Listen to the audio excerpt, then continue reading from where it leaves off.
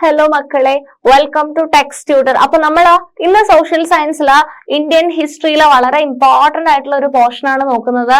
That is the making of the national movement 1870s to 1947. 1870s മുതൽ independence കിട്ടിയ വർഷം അല്ലെ 1947 വരെയുള്ള നാഷണൽ മൂവ്മെന്റ്സ് അല്ലെ, ഡിഫറെന്റ് നാഷണൽ മൂവ്മെന്റ്സ് പല മെത്തേഡ്സിലൂടെ പല മെത്തേഡ്സ് അഡോപ്റ്റ് ചെയ്തിട്ടാണ് നമുക്ക് ഇൻഡിപെൻഡൻസ് കിട്ടിയിട്ടുള്ളത് അല്ലെ. അത്രയും ലോങ് ഇയേഴ്സ് നമ്മൾ ബ്രിട്ടീഷുകാരുടെ കീഴിലായിരുന്നു, അവരുടെ കൊളോണിയൽ റൂളിംഗ് ആയിരുന്നു ഇവിടെ ഉണ്ടായിരുന്നത്.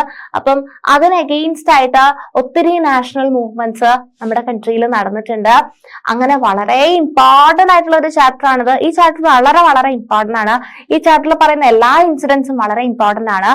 അത്രയേറെ ഇമ്പോർട്ടന്റ് ആയിട്ടുള്ള ഒരു പോർഷൻസ് ആണ് ഈ ചാപ്റ്ററിൽ നമ്മൾ പഠിക്കുന്നത്. So the making of the national movements 1870s to 1947. നമുക്ക് ചാപ്റ്റർ സ്റ്റാർട്ട് ചെയ്യാം. സിമ്പിൾ ആയിട്ടുള്ള ചാപ്റ്റർ ആണ്, പക്ഷെ ഇമ്പോർട്ടന്റും ആണ്. Okay, so the emergence of nationalism. Emergence of nationalism.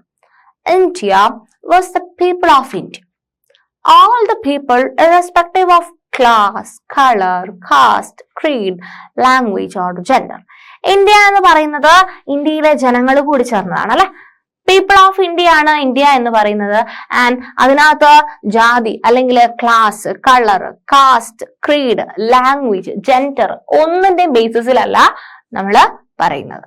And the country, its resources and systems were meant for all of them. അല്ലെ, നമ്മുടെ കൺട്രിയിലെ resources എല്ലാം എല്ലാ ആൾക്കാർക്കും ഒരുപോലെ അർഹതപ്പെട്ടതാണ്. With this answer came the awareness that the British were exercising control over the resources of India, the lives of its people, and until this control was ended, India could not be for Indians. This consciousness began to be clearly stated by the political association formed after 1850. Especially those that came into being in the 1870s and 1880s. Most of these were led by English educated professionals such as lawyers. അപ്പം English educated ആയിട്ടുള്ള professionals, ഇപ്പം lawyers ഒക്കെയാണ് ഇത്തരം മൂവ്മെന്റ്സിന് വളരെ important ആയിട്ടുള്ള ആൾക്കാർ. Main ആയിട്ട് നടന്നിട്ടുള്ളത് 1870s 1880s ഒക്കെ വളരെ ഇമ്പോർട്ടന്റ് ആയിട്ടുള്ള ഇയേഴ്സ് ആണ്. The most important ones were the Pune Sarvajanik Sabha, an the Indian Association, the Madras Mahajan Sabha, the Bombay Presidency Association, and of course the Indian National Congress, INC, Indian National Congress, INC. അപ്പോൾ ഏതൊക്കെയാണ് important ആയിട്ടുള്ളത്? Pune Sarvajanik Sabha, Indian Association, Madras Mahajan Sabha, the Bombay Presidency Association, and the INC, Indian National Congress. The literal meaning of Sarvajanik is, Sarvajanik എന്ന് പറഞ്ഞു കഴിഞ്ഞാൽ എന്താണ്? Is of for all the people അല്ലെ. സർവ എന്ന് പറഞ്ഞു കഴിഞ്ഞാൽ all എന്നാണ്. ജനിക് ഓഫ് ദി ജനിക് എന്ന് പറഞ്ഞു കഴിഞ്ഞാൽ ഓഫ് ദ പീപ്പിൾ. അപ്പൊ all of the people അല്ലെ, സർവ്വജനങ്ങളും ചേർന്ന്, അതാണ് സാർവജനിക് സഭ എന്ന് പറയുന്നത്. Though many of these association function in specific parts of the country, their goals were stated as the goals of all the people of India. Okay, so നമ്മുടെ specific parts of the country ആണ് അല്ലെ, പല organisation അല്ലെ. എവിടെയാണ്? മദ്രാസ് മഹാജൻ സഭ അല്ലെങ്കിൽ Bombay presidency എന്നൊക്കെ പറയുന്നത് അല്ലെ. പല പല സ്ഥലങ്ങളിലായിട്ടുള്ള ഓരോരോ അസോസിയേഷൻസ് ആണ് ഇതൊക്കെ എന്ന് പറയുന്നത് അല്ലെ. Though many of these associations functional in specific parts of the country, their goals were stated as the goals of all the people of India. എന്തായിരുന്നു? അത്തരം പല സ്ഥലങ്ങളിലാണെങ്കിലും ഇതിന്റെ എല്ലാം ഗോൾ എന്ന് പറയുന്നത് ഇന്ത്യയിലെ എല്ലാ ജനങ്ങളുടെയും ഗോൾ പോലെ തന്നെയായിരുന്നു. Not those of any one region, community or class. they worked with the idea that the people should be sovereign, അല്ലെ, അവർക്ക് പരമാധികാരം കിട്ടണം, a modern consciousness and a key feature of nationalism. അല്ലെ, ഇന്ത്യ എന്ന് പറയുന്നത് ഇന്ത്യക്കാരുടേതാണ്, അല്ലെ, നമ്മളെല്ലാവരും ഇന്ത്യക്കാരാണെന്നുള്ള കൺസെപ്റ്റ് ആണ് നാഷണലിസം എന്ന് പറയുന്നത്. In other words, they believe that the Indian people, എന്താണ് അവർ വിചാരിച്ചിട്ടുള്ളത്, Indian people should be empowered to take decisions regarding their affairs. അല്ലെ, അവരുടെ അഫയേഴ്സ് റിഗാർഡ് ചെയ്യുന്ന ഡിസിഷൻസ് എല്ലാം, ഇന്ത്യക്കാരെ സംബന്ധിക്കുന്ന ഡിസിഷൻസ് എല്ലാം തീരുമാനിക്കേണ്ടത് ആരാണെന്നുള്ള ഒരു നാഷണലിസം എന്ന് പറയുന്ന ഒരു കോൺസെപ്റ്റ് ആണ്, അല്ലെ, ഇന്ത്യക്കാരുടെ കാര്യങ്ങൾ തീരുമാനിക്കേണ്ടത് ഇന്ത്യക്കാരാണ് എന്നുള്ള കോൺസെപ്റ്റ് ആണ് ഈ നാഷണലിസത്തിന്റെ ബേസിക് ആയിട്ടുള്ള മീനിങ് എന്ന് പറയുന്നത് തന്നെ.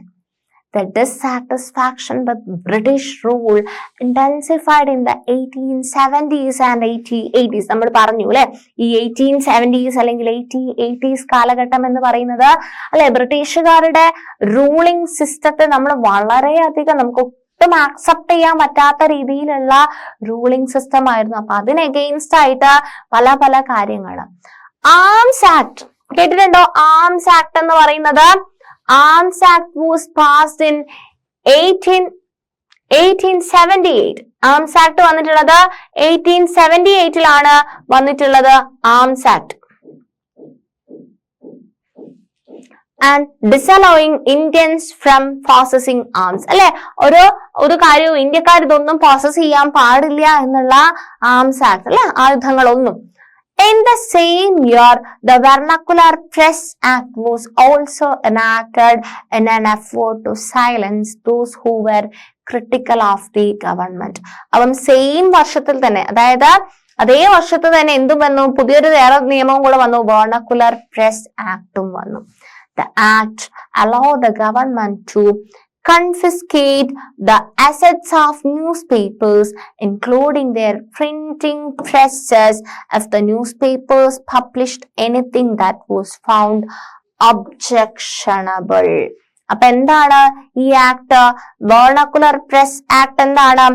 Act allow the government to confiscate the assets of newspaper, അല്ലെ, എന്തെങ്കിലും ഒബ്ജക്ഷണബിൾ ആയിട്ടുള്ള എന്തെങ്കിലും ഒരു കാര്യം അവർ ന്യൂസ് പേപ്പർ പബ്ലിഷ് ചെയ്ത് കഴിഞ്ഞാല് ഗവൺമെന്റിന് എന്ത് ചെയ്യാൻ പറ്റും? ന്യൂസ് പേപ്പേഴ്സിന്റെ എല്ലാ അസറ്റും, അല്ലെ, പ്രിന്റിംഗ് പ്രൊസസ്സും ഒക്കെ ആർക്ക്? ഗവൺമെന്റിന് എടുക്കാൻ പറ്റുന്ന ഒരു, ബ്രിട്ടീഷ് ഗവൺമെന്റിന് എടുക്കാൻ പറ്റുന്ന ഒരു നിയമമാണ്, that is Vernacular Press Act എന്ന് പറയുന്നത്. In 1883, there was a furor over the attempt by the government to introduce the Ilbert Bill. ഏതാണ്? Ilbert Bill. Ilbert Bill വന്നു. The bill provided for the trial of British or European persons by Indians and sought equality between British and Indian judges in the country. അപ്പം Ilbert bill എന്ത് ചെയ്തു? Trial of British or European persons by Indians and sought equality between British ജഡ്ജിനും Indian ജഡ്ജിനും equality in the country കൊടുക്കാനുള്ളത്. But when white opposition forced the government to withdraw the bill, Indians were enraged. The event highlighted the radical attitudes of the British in India. ഇതൊക്കെ കാണിക്കുന്നത് ബ്രിട്ടീഷിന്റെ radical attitude ആണ് ഇന്ത്യക്കാരോടുള്ള ബ്രിട്ടീഷേഴ്സിന്റെ. ഒരു white people എന്ന് പറഞ്ഞു കഴിഞ്ഞാൽ ആരാണ്? White എന്ന് പറയുന്നത് ബ്രിട്ടീഷുകാരെ കാണിക്കുന്ന വേർഡാണ്. And the need for all India association of educated Indians had been felt since 1880, but the Ilbert Bill controversy deepened this desire. The Indian National Congress was established when 72 delegates from all over the country met at Bombay in December 1885. എവിടെയാണ്? ഡിസംബറില് ബോംബെയില് 72 delegates from all over the country met at Bombay in December 1885. The early leadership Dadabhai Naoroji. ഈ പേരുകള് മസ്റ്റായിട്ട് മക്കള് പഠിച്ചിരിക്കേണ്ട പേരുകളാണ്. എന്ത് വന്നാലും നിങ്ങൾ skip ചെയ്യാൻ പാടില്ലാത്ത പേരുകളാണ്. early leadership of Indian National Congress അല്ലെ? Indian National Congress established when 72 delegates from all over the country met at Bombay in December 1885 Indian national Congress വരുന്നത്. അതിനകത്ത് ആരൊക്കെയായിരുന്നു? ദാദാഭായ് നവറോജി, ഫിറോസ് ഷാ മേത്ത, ആരാണ്? Firoz Shah Mehta, Badruddin തായിബ്ജി, Badruddin തായിബ്ജി, Dadabhai Naoroji, Firoz Shah Mehta, Badruddin തായിബ്ജി, W.C. Banerjee and Surendranath Banerjee, Ramesh Chandra Datta, S. Subramania Iyer, among others, was largely from Bombay and Calcutta. Okay, so Dadabhai Navroji, Firoz Shah Mehta, Badruddin Taibji, W.C. Banerjee, Surendranath Banerjee, Ramesh Chandra Dutt, S. Subramania Iyer. Okay, Navroji, a businessman and publicist, settled in London for a time, member of the British Parliament, guided the younger nationalists. അപ്പൊ അദ്ദേഹമാണ്, നവറോജിയാണ് younger നാഷണലിസ്റ്റിനൊക്കെ guide ചെയ്തിട്ടുണ്ടായിരുന്നത്. Retired British official A.O. Hume, Alan Octavian Hume, also played a part in bringing Indians from the various regions together. അപ്പം British official ആയിട്ട് retire ചെയ്തിട്ടുള്ള A.O. ഹ്യൂമും ഈ ഒരു മൂവ്മെന്റിന് ഇന്ത്യക്കാരെ ഒത്തിരി അധികം ഹെൽപ്പ് ചെയ്തിട്ടുണ്ടായിരുന്നു. And who did the Congress seek to speak for? Who did the Congress seek to speak for? A newspaper, the Indian Mirror, wrote in January 1886, the first National Congress at Bombay. From 1886 January 1885 INC വന്നു അല്ലെ. First national Congress at Bombay 1886 January. മറ്റേത് ഡിസംബറിൽ കഴിഞ്ഞിട്ട് ജാനുവരിയിലുള്ള first national Congress at Bombay is the nucleus of a future parliament of our country and will lead to a good of inconceivable magnitude for our countrymen. Badruddin Taibji addressed the Congress as president in 1887. Badruddin Taibji addressed the Congress as president. Okay, എന്താ പറയുന്നത്?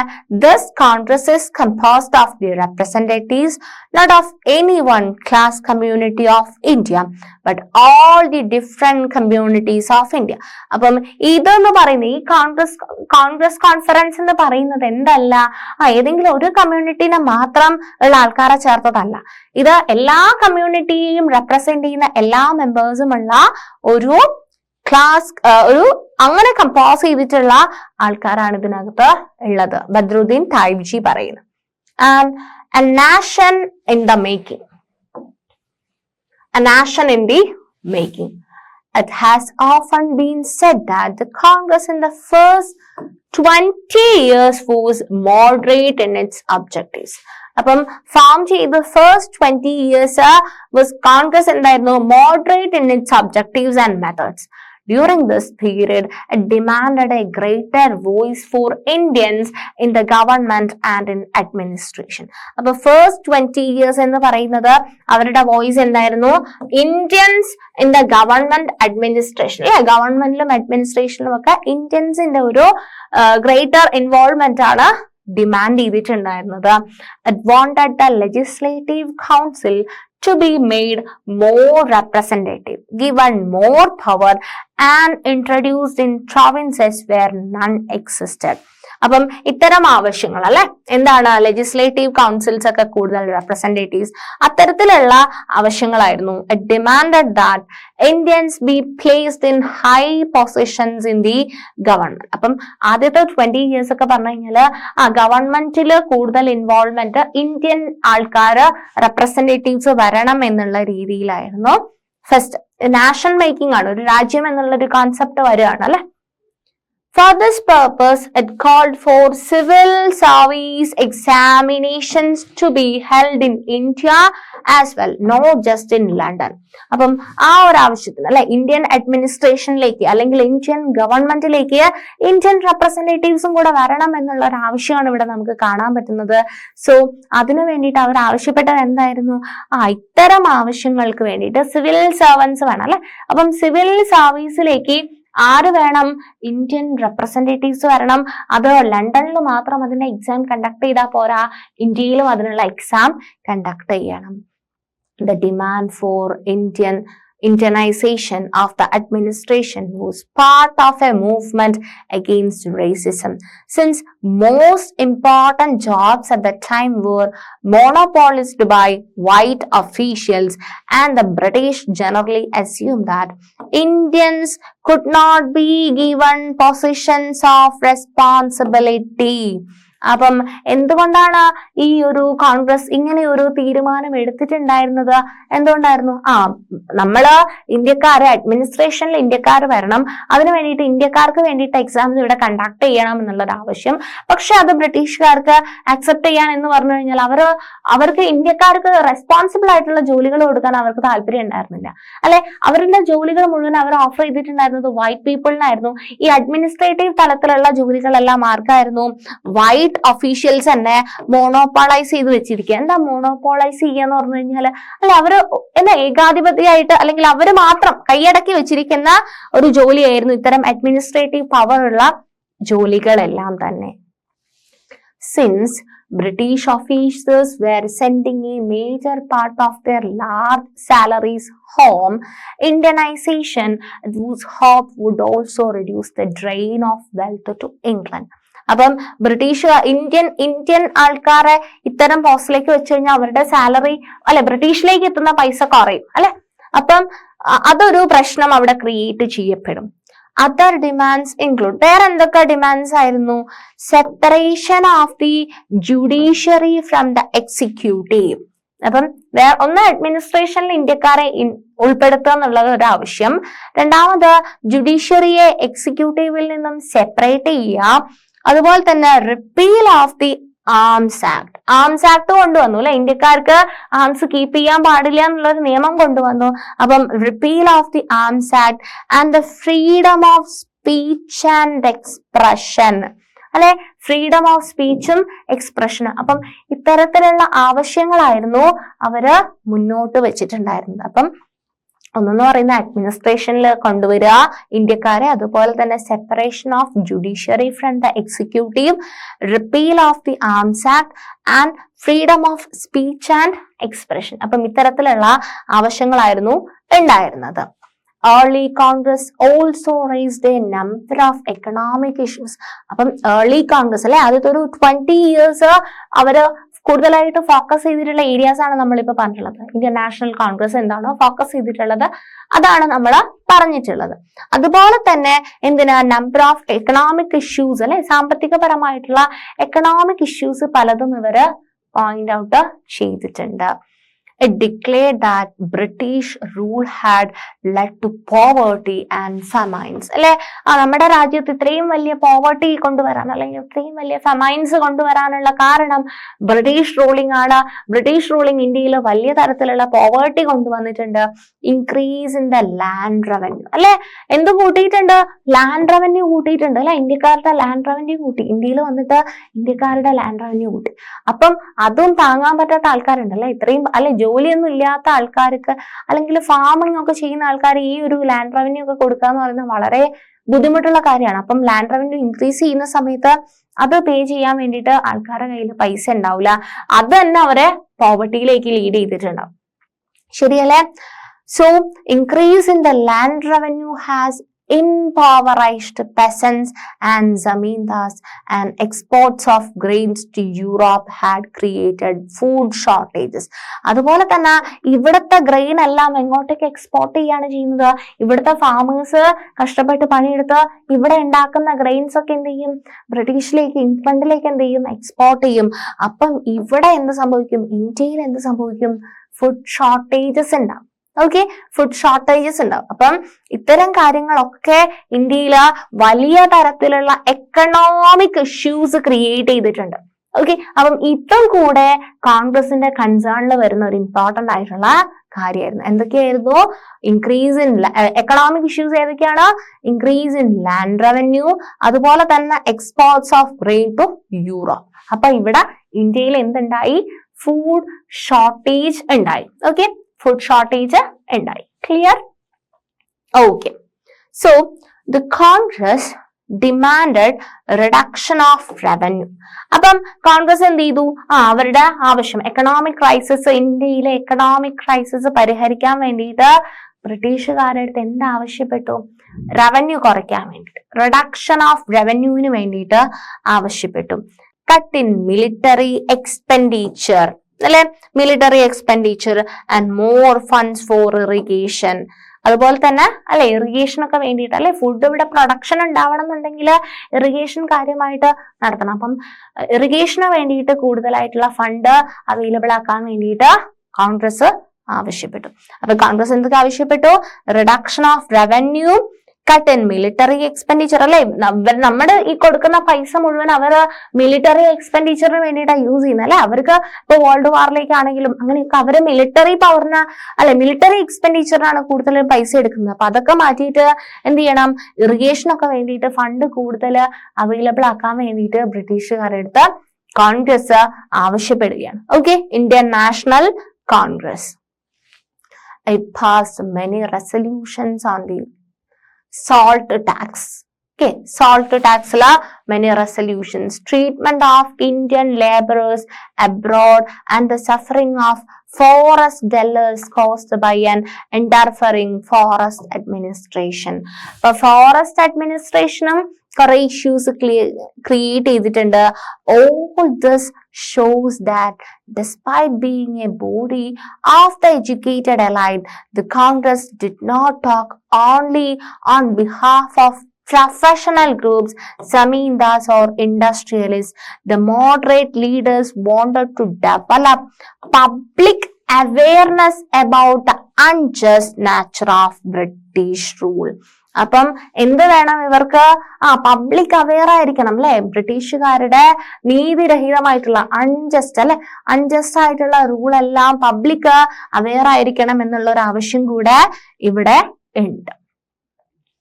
they published newspapers. അപ്പം അവർ പബ്ലിക്കിനെ അറിയിക്കാൻ വേണ്ടിയിട്ട്, അല്ലെ, ബ്രിട്ടീഷുകാര് ഇവിടെ ചെയ്യുന്ന unjust things പബ്ലിക്കിന് information കൊടുക്കാൻ വേണ്ടിയിട്ട് അവരെന്ത് ചെയ്തു?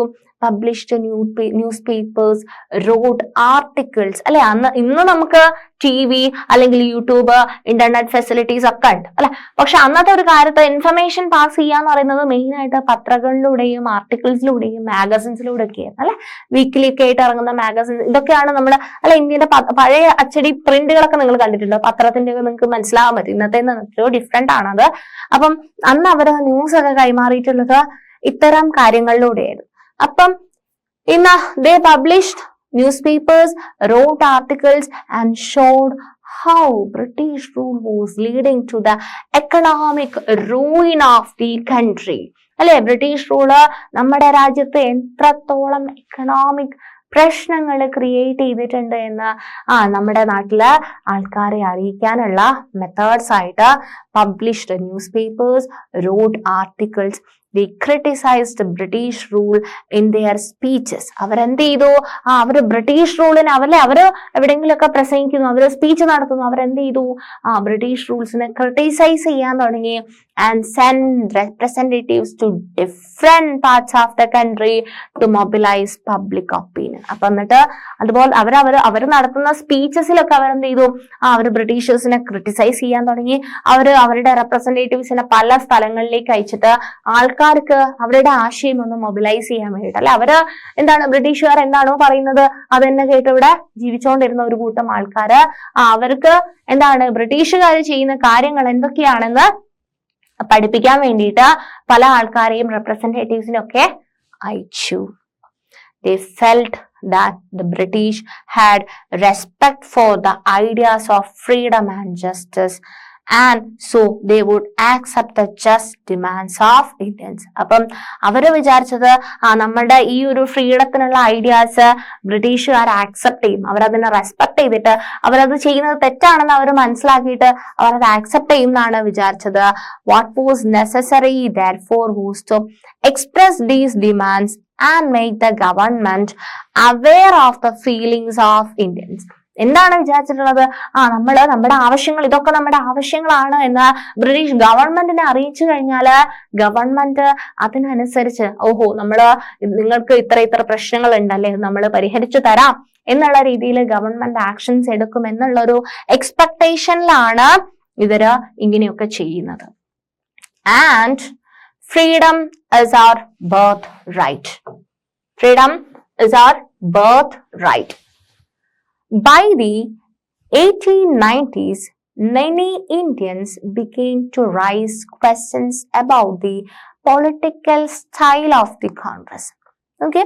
1890s ആയ സമയത്ത് many Indians began to raise questions about the political style of the Congress. കോൺഗ്രസിന്റെ പൊളിറ്റിക്കൽ സ്റ്റൈൽ അല്ലെ, പൊളിറ്റിക്കൽ സ്റ്റൈലിനെ പല ഇന്ത്യൻസും എന്ത് ചെയ്യാൻ തുടങ്ങി? ക്വസ്റ്റ്യൻ ചെയ്യാൻ തുടങ്ങി. In Bengal, Maharashtra and Punjab, leaders such as ആരാണ്? ബിപിൻ ചന്ദ്ര പാൽ, ബാലഗംഗാധര തിലക്, ലാലാ ലജ്പത് റായ്. ഇത് ലാൽ ബാൽ പാൽ എന്നാണ് ഇവരെ അറിയപ്പെടുന്നത്. ലാലാ ലജ്പത് റായ്, ബാലഗംഗാധര തിലകൻ, ബിപിൻ ചന്ദ്രപാൽ. ഓക്കെ, ഇപ്പം Bipin Chandrapal, Balagangadhara Tilak and Lala Lajpat Rai were beginning to explore more radical objectives and methods. They criticized the moderates for their politics of prayers. അവരെന്താണ്, അവര് റിക്വസ്റ്റ് ചെയ്യാണ് അല്ലെ, അവര് ബ്രിട്ടീഷേഴ്സിനെ നമ്മൾ അവരുടെ കാര്യങ്ങളൊക്കെ അറിയിക്കുക, ഇങ്ങനത്തെ കാര്യങ്ങളൊക്കെ ഇന്ത്യയിൽ നമ്മുടെ പ്രശ്നങ്ങൾ ഇതൊക്കെയാണെന്നൊക്കെ അറിയിക്കുക എന്നുള്ളൊരു മോഡാണ് അവർ ഫോളോ ചെയ്തത്. അപ്പൊ ഇവരെന്താണ്, അവര് പല സ്ഥലത്തും ഇവരുടെ ഈ ഒരു മോഡറേറ്റ്സിന്റെ ആക്ഷൻസ് ക്വസ്റ്റ്യൻ ചെയ്യപ്പെട്ടു. ലാലാ ലജ്പത് റായ്, ബാലഗംഗാധര തിലക്, വിപിൻ ചന്ദ്രപാൽ എന്ത് ചെയ്തു? They were beginning to explore more radical objectives and methods. They criticized the moderates for their politics of praise. അല്ലെ, അവര് തരണേ എന്നൊക്കെ പറഞ്ഞിങ്ങനെ ഒരു പ്രയർ അല്ലെ, പൊളിറ്റിക്കൽ പ്രയർ ആണ് അവിടെ നടക്കുന്നത്. And emphasized the importance of self-reliance and constructive work. അവര് എന്താ ചെയ്തിട്ടുള്ളത്? They argued that people must rely on their own strength. അല്ലെ, ആൾക്കാര് അവരുടെ സ്വന്തം ശക്തിയിൽ വേണം വിശ്വസിക്കാൻ വേണ്ടിട്ട്. People have to rely their own strength, not on the good intention of the government. People must fight for Swaraj. എന്ത് ചെയ്യണം? നമുക്ക് നമ്മുടെ പ്രശ്നങ്ങൾ ഇതൊക്കെയാണ്, ഇത് നിങ്ങൾ പരിഹരിച്ചു തരണം. ഈ ഒരു മോഡല്ല നമ്മൾ അഡോപ്റ്റ് ചെയ്യേണ്ടത്. People should fight for their right. അല്ലെ, അവരവരുടെ അവകാശത്തിന് വേണ്ടിയിട്ട് ഫൈറ്റ് ചെയ്യണം. അല്ലെ, അവർ ഫൈറ്റ് ചെയ്യണം എന്ന് ശക്തമായി വാദിച്ചിട്ടുള്ള ആൾക്കാരാണ് ലാൽ ബാൽ പാൽ അല്ലെ, Lala Lajpat Rai, Balagangadhara Tilak and Bipin Chandra Pal. Tilak raised the slogan എന്താണ്? Freedom is my birth right and I shall have it. അല്ലെ, നമ്മൾ നമ്മുടെ ശക്തിയിലാണ് വിശ്വസിക്കേണ്ടത്, അല്ല അവരുടെ പ്രയർ മോഡല്ല, നമ്മുടെ we have to believe in our own strength. അല്ലെ, ആൻഡ് എന്താ പറഞ്ഞിട്ടുള്ള? Freedom is my birth right. സ്വാതന്ത്ര്യം എന്റെ ജന്മാവകാശമാണ്, അത് ഞാൻ നേടുക തന്നെ ചെയ്യുമെന്നാണ് തിലക് പറഞ്ഞിട്ടുള്ളത്. എന്താണ്? Freedom is my birth right and I shall have it. അല്ലെ, അത് ഞാൻ നേടുക തന്നെ ചെയ്യും. അത് നിങ്ങളെ പ്രയർ മോഡൊന്നും അല്ല. എന്താണ്? People must fight for Swaraj. സ്വരാജിന് വേണ്ടിയിട്ട്. സ്വരാജ് എന്ന് പറഞ്ഞു കഴിഞ്ഞാൽ എന്താ? അല്ലെ, നമ്മുടെ സ്വന്തം രാജ്യം എന്നുള്ളൊരു കോൺസെപ്റ്റ് ആണ് സ്വരാജ് എന്ന് പറയുന്നത്. അല്ലെ, അപ്പം നമുക്ക് നമ്മുടെ ഇന്ത്യ എന്ന് പറയുന്ന ഒരു കൺട്രി ഉണ്ട്. അല്ലെ, നമുക്ക് നമ്മുടെ രാജ്യം അതാണ്. അപ്പം നമ്മുടെ രാജ്യത്തിന് വേണ്ടിയിട്ട് നമ്മൾ തന്നെ എന്ത് ചെയ്യും? അല്ലെ, നമുക്ക് നമ്മുടെ മതി. അല്ലെ, ബ്രിട്ടീഷുകാരുടെ ഒരു അഡ്മിനിസ്ട്രേറ്റീവ് കൺട്രോൾ. അല്ലെ, അവര് കച്ചവടത്തിന് വേണ്ടിയിട്ട് വന്നിട്ടുള്ള ആൾക്കാരാണ്. അവരിവിടെ കച്ചവടം നടത്തുക, പോവുക. അല്ലാതെ നമ്മുടെ ഭരിക്കാനുള്ളൊരു പവർ അവർക്ക് കൊടുക്കാൻ വേണ്ടിയിട്ട് താല്പര്യമില്ല. So freedom is our birth right and I shall have it. In 1905, important ആണ്. 1905 ഇയർ ഇമ്പോർട്ടന്റ് ആണ്. Viceroy Curzon partitioned Bengal. Important ആയിട്ടുള്ള ഇന്ത്യൻ ഹിസ്റ്ററിയിലുള്ള ഒരു ഇൻസിഡന്റ് ആണ് ഈ പറഞ്ഞിട്ടുള്ളത്. ബംഗാൾ വിഭജനം അല്ലെങ്കിൽ പാർട്ടീഷൻ ഓഫ് ബംഗാൾ അല്ലെ. ബംഗാള് ഇങ്ങനെ ഇരിക്കുന്ന ബംഗാൾ അല്ലെ, ഒരുമിച്ചിരിക്കുന്ന ബംഗാളിന്റെ ഇടയിൽ ഒരു പാർട്ടീഷൻ വന്നു. ഓക്കെ, ഇന്ത്യയിലെ ബംഗാൾ റീജിയന്റെ ഇടയിൽ ഒരു പാർട്ടീഷൻ വന്നു. ആരാണ് ഈ പാർട്ടീഷൻ ചെയ്തത്? കഴ്സൺ പ്രഭു ആണ് അല്ലെ, വൈസ്രോയ് കേഴ്സൺ ആണ്. ആൻഡ് ഇൻ 1905 1905 പാർട്ടീഷൻ ചെയ്തു. At that time, Bengal was the biggest province of British India and included Bihar and parts of India. ആ സമയത്ത് 1905 അല്ലെ, 1905 കാലഘട്ടത്തില് ബംഗാൾ എന്ന് പറയുന്നത് ബ്രിട്ടീഷ് ഇന്ത്യയിലെ വലിയൊരു പ്രോവിൻസ് ആയിരുന്നു അല്ലെ. അതിനകത്ത് ബീഹാർ ഉണ്ടായിരുന്നു, ഒറീസയുടെ ഒക്കെ പാട്ടുകളൊക്കെ ഉള്ള ഒരു വലിയൊരു biggest province of British India ആയിരുന്നു ബംഗാള്. അതിനെന്ത് ചെയ്തു? പാർട്ടീഷൻ ചെയ്തു. 1905 viceroy Curzon and the British argued for dividing Bengal for reasons of administrative convenience. ബ്രിട്ടീഷുകാർ എന്താണ് പറഞ്ഞത്? ബംഗാളിനെ എന്തിനു വേണ്ടിയിട്ടാണ് ഡിവൈഡ് ചെയ്തിട്ടുള്ളത്? അഡ്മിനിസ്ട്രേറ്റീവിന് വേണ്ടിയിട്ടാണ് അല്ലെ. ബിഗ്ഗസ്റ്റ് പ്രൊവിൻസ് ആണ്, അപ്പം ഒരുമിച്ചുള്ള ഒരു വലിയൊരു സ്ഥലമാണ്. അതിനെ നമുക്ക് അഡ്മിനിസ്ട്രേറ്റീഷനിൽ പ്രശ്നങ്ങളുണ്ട്, അതുകൊണ്ടാണ് നമ്മൾ അതിനെ ഡിവൈഡ് ചെയ്തിട്ട് 2 പാർട്ടാക്കി മാറ്റിയിട്ടുള്ളതെന്നാണ് ബ്രിട്ടീഷുകാരുടെ explanation. Four administrative convenience mean whose convenience did it represent? ആരുടെ കൺവീനിയൻസ് ആണെന്ന് പറയുന്നത്? Clearly, it was closely tied to the interest of British officials and businessmen. അല്ലെ, അഡ്മിനിസ്ട്രേഷൻ എന്ന് പറയുന്നത് അല്ലെ ആൾക്കാരുടെ ക്ഷേമത്തിന് വേണ്ടിയിട്ട് അല്ലെ, കുറച്ച് ആൾക്കാരെ മാത്രം അല്ലെ അവരുടെ കാര്യങ്ങൾ മാത്രം ചെയ്തു കൊടുത്താൽ മതിയല്ലോ എന്ന് വിചാരിച്ചിട്ടാണോ ഇവിടെ ഡിവിഷൻ നടത്തിയിട്ടുള്ളത്?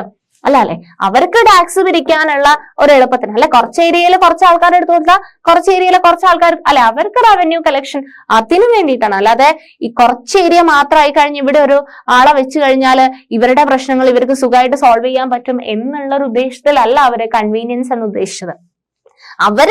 അവർക്ക് കിട്ടേണ്ട ടാക്സസ് ഒക്കെ കളക്ട് ചെയ്യാൻ എളുപ്പമുണ്ട്. ആ ഒരു ഉദ്ദേശത്തിലാണ് അവർ ആ അഡ്മിനിസ്ട്രേറ്റീവ് കൺവീനിയൻസ് എന്ന് ഉദ്ദേശിച്ചത്. അല്ലാതെ ഇവിടുത്തെ ജനങ്ങളുടെ ക്ഷേമം അല്ലെങ്കിൽ ആൾക്കാരുടെ സുഖത്തിന് വേണ്ടിയിട്ടല്ല ഇവിടെ ഒരു പാർട്ടീഷൻ നടത്തിയിട്ടുള്ളത്. അപ്പൊ ഇമ്പോർട്ടന്റ് ആയിട്ടുള്ള ഒരു incident 1905 viceroy Curzon partitioned Bengal. Okay, even so, instead of removing the non-Bengali areas from the province, the government separated East Bengal and merged it with Assam. അപ്പം ഇനി കൺവീനിയൻസിനാണെങ്കിൽ പോലും അവരെന്ത് ചെയ്യണം? ഇപ്പൊ ബംഗാളിന് നോൺ ബംഗാൾ ഏരിയാസ് എന്ത് ചെയ്യണം? ആ പ്രൊവിൻസിൽ നിന്ന് റിമൂവ് ചെയ്യുന്നതിന് പകരം ഗവൺമെന്റ് സെപ്പറേറ്റഡ് ഈസ്റ്റ് ബംഗാളിനെ മാത്രം മാറ്റിവെച്ചിട്ട് അത് ആസാമുമായിട്ട് യോജിപ്പിച്ചു വെച്ചു. Perhaps the main British motives were to curtail the influence of Bengali politicians and to split the Bengali people. എന്തായിരിക്കും അവരുടെ മോട്ടീവ് എന്ന് പറയുന്നത്? ബ്രിട്ടീഷേഴ്സിന്റെ മോട്ടീവ് എന്താണ്? അവരുടെ മോട്ടീവ് എന്ന് പറയുന്നത് എന്താണ്? ഇവിടുത്തെ ബംഗാളി പ്രോവിൻസിൽ നിന്ന് അല്ലെ ആൾക്കാർ ഒരുമിച്ച് കൂടി വന്ന് അല്ലെ, വലിയൊരു പ്രോവിൻസ് ആണ് ബംഗാൾ എന്ന് പറയുന്നത്. അത് ആൾക്കാർ ഒരുമിച്ച് കൂടി വന്നു കഴിഞ്ഞാല് അല്ലെ, ബംഗാളി ലീഡേഴ്സ് ഒക്കെ കൂടി ഒരുമിച്ച് വന്നു കഴിഞ്ഞാല് അല്ലെ ബ്രിട്ടീഷുകാർക്ക് എഗെയിൻസ്റ്റ് ആയിട്ട് വരാനുള്ള ഒരു ചാൻസ് ഉണ്ട്. അപ്പൊ അവിടെ സ്പ്ലിറ്റ് ചെയ്തതാണ് അല്ലെ. അപ്പൊ എന്ത് ചെയ്യില്ല? Influence of Bengali politicians and split the Bengali people അല്ലെ. ബംഗാളിലുള്ള ആൾക്കാരുടെ ഒരു യൂണിറ്റി അവിടെ തകർക്കുക എന്നുള്ള ഒരു ഉദ്ദേശമാണ് അവിടെ മെയിൻ ആയിട്ട് ആ പാർട്ടീഷന്റെ പിന്നിലുള്ളത്. അല്ലാതെ അഡ്മിനിസ്ട്രേറ്റീവ് കൺവീനിയൻസ് എന്ന് പറയുമ്പോൾ അല്ലെ അവര് ജനങ്ങളുടെ കൺവീനിയൻസ് അല്ല ഉദ്ദേശിച്ചിട്ടുള്ളത് അല്ലെ, ജനങ്ങളുടെ ഇടയിലുള്ള ഒരു യൂണിറ്റി അല്ലെ, ആൾക്കാർ യുണൈറ്റ് ചെയ്ത് വന്ന് അല്ലെ. ബംഗാളിൽ ഒത്തിരി ലീഡേഴ്സ് ഉണ്ട്. ഈ ലീഡേഴ്സിന്റെ ഒക്കെ ഇൻഫ്ലുവൻസ് കാരണം ആൾക്കാർ യുണൈറ്റ് ചെയ്ത് വന്നിട്ട് ബ്രിട്ടീഷിന് അഗെയിൻസ്റ്റ് ആയിട്ട് വലിയ കാര്യങ്ങൾ ചെയ്യുമെന്ന് മുൻകൂട്ടി കണ്ടിട്ടാണ് ഇവിടെ ഒരു ബംഗാളിനെ ഡിവിഷൻ ചെയ്തിട്ടുള്ളത്. Partition of Bengal infuriated people all over India. All sections of the Congress, the moderates and the radicals അല്ലെ, കോൺഗ്രസിന്റെ 2 ഭാഗങ്ങളാണ് മോഡറേറ്റും റാഡിക്കൽസും, as they may be called, opposed it അല്ലെ. റാഡിക്കൽസും എല്ലാരും എന്ത് ചെയ്തു? ഓപ്പോസ് ചെയ്തു ഈ ഒരു പാർട്ടീഷൻ ഓഫ് ബംഗാളിന്. അല്ലെ, നമ്മുടെ ഒരു ഒന്നായി ജീവിക്കുന്ന ഒരു ജനവിഭാഗത്തിനെ സ്പ്ലിറ്റ് ചെയ്ത് അല്ലെ, ആ യൂണിറ്റി അവിടെ നശിപ്പിക്കുകയാണ് ചെയ്തത്. Large public meetings and demonstrations were organised and novel methods of mass protest developed. അല്ലെ, മൊത്തം ജനങ്ങൾ എന്ത് ചെയ്യാൻ തുടങ്ങി? ഈ ഒരു സ്പ്ലിറ്റിംഗ്, ഈ ഒരു പാർട്ടീഷൻ അഗെയിൻസ്റ്റ് ആയിട്ട് സൗണ്ട് റേസ് ചെയ്യാൻ തുടങ്ങി. The struggle that unfolded came to be known as the Swadeshi movement. എന്താണ് ആ സ്ട്രഗിൾ അറിയപ്പെട്ടിട്ടുള്ളത്? സ്വദേശി മൂവ്മെന്റ് എന്നാണ് ആ സ്ട്രഗിൾ അറിയപ്പെട്ടിട്ടുള്ളത്. Strongest in Bengal but with echoes elsewhere too.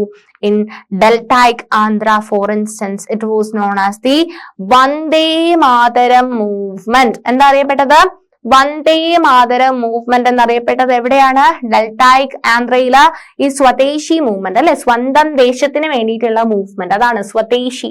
സ്വദേശി എന്ന് പറഞ്ഞു കഴിഞ്ഞാൽ അല്ലെ, സ്വന്തം ദേശത്തിനെ പ്രോത്സാഹിപ്പിക്കാനുള്ള മൂവ്മെന്റ് ആണ് ഈ സ്വദേശി മൂവ്മെന്റ്. നമ്മുടെ ദേശം എന്ന് പറയുന്നത് ഇന്ത്യയാണ് അല്ലെ. So this is the picture of Balagangadhara Tilak അല്ലെ, നമ്മൾ നേരത്തെ പറഞ്ഞു അല്ലെ, ലാൽ ബാൽ പാൽ പറഞ്ഞിട്ടുണ്ടായിരുന്നു. സോ ഇവിടെ നിങ്ങൾ നോക്കിയേ, thousands joined the demonstrations during the Swadeshi movement അല്ലെ, ആയിരക്കണക്കിന് ആൾക്കാര് പാർട്ടിസിപ്പേറ്റ് ചെയ്തിട്ടുള്ള സ്വദേശി മൂവ്മെന്റ് ആണ് ഈ ഇമേജ് എന്ന് പറയുന്നത്. The Swadeshi movement sought to oppress British rule and encourage the ideas of self-help, Swadeshi enterprise, national education and use of Indian languages. അല്ലെ, സ്വദേശി എന്ന് പറഞ്ഞു കഴിഞ്ഞാൽ എന്താണ്? സ്വന്തം ദേശത്തുള്ള കാര്യങ്ങൾ യൂസ് ചെയ്യുക, സ്വന്തം ദേശത്തിനെ പ്രൊമോട്ട് ചെയ്യുക, സ്വന്തം ഭാഷ പഠിക്കുക, അല്ലെങ്കിൽ സ്വന്തം സാധനങ്ങള് സ്വന്തമായിട്ട് ഉണ്ടാക്കുന്ന ഡ്രസ്സസ് യൂസ് ചെയ്യുക അല്ലെ, വിദേശ സാധനങ്ങൾ മൊത്തം അല്ലെ, ഫോറിൻ ക്ലോത്ത്സ് ഒക്കെ എന്ത് ചെയ്യുക, കംപ്ലീറ്റ് ആയിട്ട് ബോയ്ക്കോട്ട് ചെയ്യുക. അത്തരത്തിലുള്ള മൂവ്മെന്റിലേക്കാണ് ഇത് പിന്നെ പോയിട്ടുള്ളത്. So to fight for swaraj, the radicals advocated mass mobilization and boycott of British institutions and goods. Okay? Important ആണ്. സ്വദേശി മൂവ്മെന്റിൽ എന്താണ് ചെയ്യുന്നത്? ബ്രിട്ടീഷുകാരുടെ സാധനങ്ങളൊന്നും നമുക്ക് വേണ്ട, ബ്രിട്ടീഷ് ഗുഡ്സും ബ്രിട്ടീഷ് ഇൻസ്റ്റിറ്റ്യൂഷൻസും, എഡ്യൂക്കേഷൻ ആയിക്കോട്ടെ, കോട്ട് ആയിക്കോട്ടെ, എന്ത് ചെയ്യുക, ഒക്കെ ബോയ്ക്കോട്ട് ചെയ്യാം. ഓക്കെ, അതാണ് സ്വദേശി മൂവ്മെന്റിന് സ്വരാജിന് വേണ്ടിയിട്ട് അല്ലെ, സ്വന്തം രാജ്യം എന്നുള്ള ഒരു കോൺസെപ്റ്റ്, അതാണ് സ്വരാജ്. അപ്പം സ്വന്തം രാജ്യത്തിന് വേണ്ടിയിട്ട് എന്ത് ചെയ്യണം? എല്ലാം അല്ലെ, അവരുടെ മാസ് മൊബിലൈസേഷൻ അല്ലെ, boycott British institutions and goods. Some individuals also began to suggest that revolutionary violence would be necessary to overthrow British rule. അപ്പം നമ്മുടെ വയലൻസ് കാണിക്കുക, revolutionary violence would be necessary to overthrow the British rule അല്ലെ, British rule overthrow ചെയ്യാൻ വേണ്ടിയിട്ട് revolutionary violence വേണ്ടി വരും. Opening decades of the 20th century were marked by other development as well. A group of Muslim landlords and Nawabs formed the All India Muslim League at Dhaka in 1906. Okay, അപ്പം international Congress 1885 December നമ്മൾ പറഞ്ഞു. അവരുടെ movements 1905 അല്ലെങ്കിൽ Bengal partition നമ്മൾ പറഞ്ഞു. ഇപ്പൊ നമ്മള് 1906 എന്താണ് വരുന്നത്? All India Muslim League. എന്താണ്, ആരാണ്? A group of Muslim land lords and nawabs അല്ലെ, മുസ്ലിം ലാൻഡ് ലോർഡ്സും നവാബും കൂടെ ചേർന്നിട്ടാണ് all India Muslim League at Dhaka in 1906. The league supported the partition of Bengal. League എന്ത് സപ്പോർട്ട് ചെയ്തു? The league supported the partition of Bengal, desired separate electorates for Muslims, a demand considered by the government in 1905. അവര് ഇതിനെ support ചെയ്തു. അവർക്ക് മുസ്ലിംസിന് വേണ്ടിയിട്ട് ഒരു പ്രത്യേകം ഇലക്ടറേറ്റ്സ് വേണമെന്ന് അവര് ആഗ്രഹിച്ചിരുന്നു, മുസ്ലിം land ലോർഡ്സും നവാബ്സും. Some seats in the council were now reserved for Muslims who would be elected by Muslim voters. അപ്പം കുറച്ച് സീറ്റ്, കൗൺസിലുള്ള കുറച്ച് സീറ്റ്സ് മുസ്ലിംസിന് വേണ്ടിയിട്ട് റിസർവ് ചെയ്ത് വെച്ചിട്ടുണ്ടായിരുന്നു. അതിൽ മുസ്ലിം വോട്ടേഴ്സ് വോട്ട് ചെയ്യും. This tempted politicians to gather a following by distributing favors to their own religious groups. അപ്പൊ അവിടെ റിലീജിയന്റെ ഒരു influence, Meanwhile, the Congress split. Congress രണ്ടായിട്ട് പിളർന്നു. ഓക്കെ, ഏത് വർഷത്തില്? 1907. അപ്പൊ 1906 all India Muslim League form ചെയ്തു. 1907 കോൺഗ്രസ് സ്പ്ലിറ്റ് ആയി. The moderates were opposed to the use of boycott. Okay, moderates were opposed to the use of boycott. They felt that it involved the use of force. Okay, after the split, the Congress came to be dominated by the moderates. അപ്പം സ്പ്ലിറ്റിന് ശേഷം കോൺഗ്രസിലെ രണ്ടാൾക്കാരായി അല്ലെ, അതിൽ dominated by the moderates with the Tilak's followers functioning from outside. The two groups united in December 1915. അപ്പം 1907 ഇവരുടെ ഈ ഒരു boycott അല്ലെങ്കിൽ ബോയ്ക്കോട്ട് എന്നുള്ളൊരു word, use of boycott, they felt that it involves the use of force അല്ലെ. അവര് അപ്പം എന്താണ് അവിടെ ഫോഴ്സിങ് അവർ ഇഷ്ടപ്പെടുന്നില്ല, അവർ പ്രയർ ടൈപ്പ് അല്ലെ. അപ്പൊ എന്താന്ന് പറഞ്ഞു കഴിഞ്ഞാൽ ആ ഒരു അങ്ങനെ ഒരു അഭിപ്രായ വ്യത്യാസം വന്നത് കാരണം ഈ ഒരു കോൺഗ്രസ് സ്പ്ലിറ്റ് ആവാണ് 1907. പക്ഷെ സ്പ്ലിറ്റ് ആയ കോൺഗ്രസിനെ പിന്നെ 1915 1915 എന്ത് ചെയ്യുന്നു? റീയുണൈറ്റ് ചെയ്യുന്നു അല്ലെ. അപ്പൊ അവർക്ക് മനസ്സിലായി എന്ത് ചെയ്യണം, നമ്മൾ ഒരുമിച്ച് നിന്നാൽ മാത്രമേ നമുക്ക് ബ്രിട്ടീഷിലെ ഫോറിനേഴ്സിനെ പുറത്തേക്ക് ആക്കാൻ പറ്റുള്ളൂ. അത് കാരണം അവരെന്ത് ചെയ്തു? കോൺഗ്രസ് 1915 ഡിസംബറിൽ വീണ്ടും എന്ത് ചെയ്തു? റീയുണൈറ്റ് ചെയ്തു. Next year, the Congress and the Muslim League signed in historic Lucknow Pact and decided to work together for representative government in the country. Okay, very next year എന്ന് പറഞ്ഞു കഴിഞ്ഞാൽ 1916 എന്ത് ചെയ്തു? കോൺഗ്രസും മുസ്ലിം ലീഗും കൂടെ എന്ത് ചെയ്തു? ലക്നൗ പാക്ടില് സൈൻ ചെയ്തു. ഇമ്പോർട്ടന്റ് ആണ് 1916. Okay, Lucknow Pact important ആണ്. Decided to work together for representative government in the country. So ഇത്രയുമാണ് നമുക്ക് ഈ ഒരു സെഷനിൽ ഡിസ്കസ് ചെയ്യാനുണ്ടായിരുന്നത്. അപ്പൊ എന്തൊക്കെ കാര്യങ്ങളാണ് മക്കളെ? നമ്മൾ ഒത്തിരി ആൾക്കാരെ പേര് പഠിച്ചു, ഒത്തിരി വർഷങ്ങൾ പഠിച്ചു, എല്ലാം ഇമ്പോർട്ടന്റ് ആണ്. നമുക്ക് ഒന്നും കൂടെ ജസ്റ്റ് ഒന്ന് റിവൈസ് ചെയ്ത് നോക്കാം എന്തൊക്കെയാണ് നമ്മൾ പഠിച്ചിട്ടുള്ളത്. Okay, so the making of national movement 1870s to 47 ആയിരുന്നു. അപ്പൊ ഫസ്റ്റ് നാഷണലിസം എന്ന് പറയുന്ന ഒരു കോൺസെപ്റ്റ് എങ്ങനെയാ വന്നേന്നൊക്കെ ഉള്ള കുറെ ഇൻട്രൊഡക്ഷനും കാര്യങ്ങളൊക്കെ നമ്മൾ പഠിച്ചു. INC ഇന്ത്യൻ നാഷണൽ കോൺഗ്രസിനെ പറ്റി പഠിച്ചു അല്ലെ. അവിടെ നമ്മൾ പല ആംസ് ആക്ട് പറഞ്ഞു, അതിന്റെ ഇടയിൽ വാർണാക്കുലർ പ്രസ് ആക്ട് പറഞ്ഞു, അതൊക്കെ ഇമ്പോർട്ടന്റ് ആണ് എടാ. പിന്നെ നമ്മള് ഹിൽബർട്ട് ബില്ലിനെ പറ്റി പറഞ്ഞു. And Indian national Congress establish ചെയ്തിട്ടുള്ളത് എപ്പോഴായിരുന്നു? 1885 ഡിസംബറിൽ ബോംബെയിൽ അല്ലെ. ബോംബെയിൽ INC ഫോം ചെയ്തു. ലീഡർഷിപ്പ് ആരൊക്കെയായിരുന്നു? ദാദാഭായ് നവറോജി, ഫിറോസ് ഷാ മേത്ത, ബദ്രുദ്ദീൻ തായിബ്ജി, WC ബാനർജി എല്ലാം അല്ലെ, ഇത്ര ആൾക്കാര്.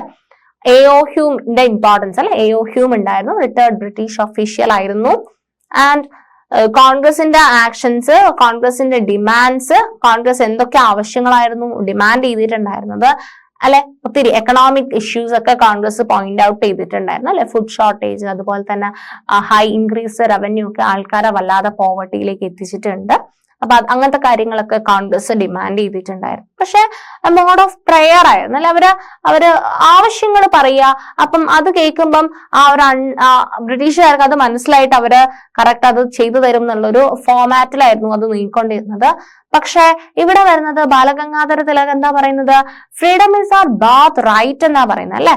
അത് നമ്മുടെ ആവശ്യമാണ്, നമ്മുടെ എന്താണ് ബർത്ത് റൈറ്റ് ആണ്, ജന്മാവകാശമാണ് അല്ലെ. ബിപിൻ ചന്ദ്രപാൽ, ബാലഗംഗാധര തിലക്, ലാലാ ലജ്പത് റായ് ഇമ്പോർട്ടന്റ് ആയിട്ടുള്ള 3 ആൾക്കാരാണ്, 3 ലീഡേഴ്സ് ആണ്.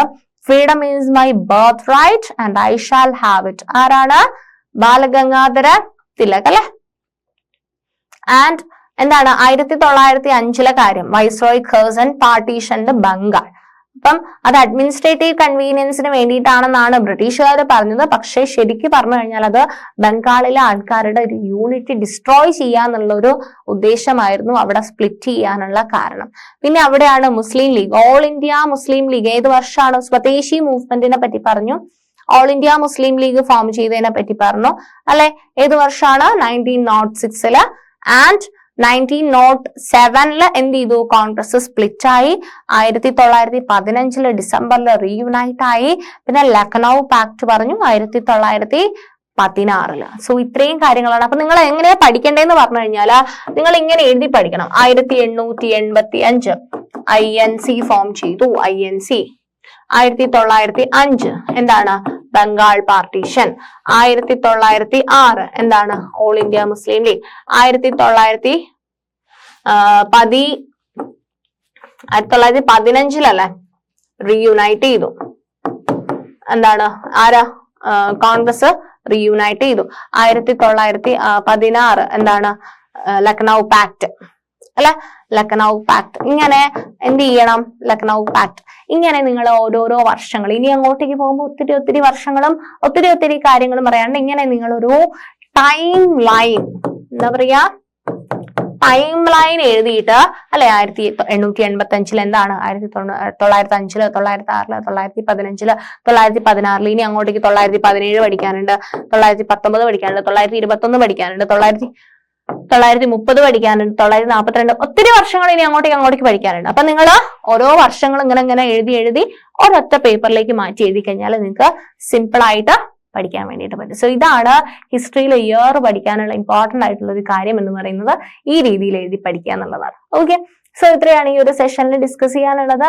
ബാക്കി കാര്യങ്ങൾ നമുക്ക് നെക്സ്റ്റ് വേറൊരു സെഷനിൽ ഡിസ്കസ് ചെയ്യാം. താങ്ക്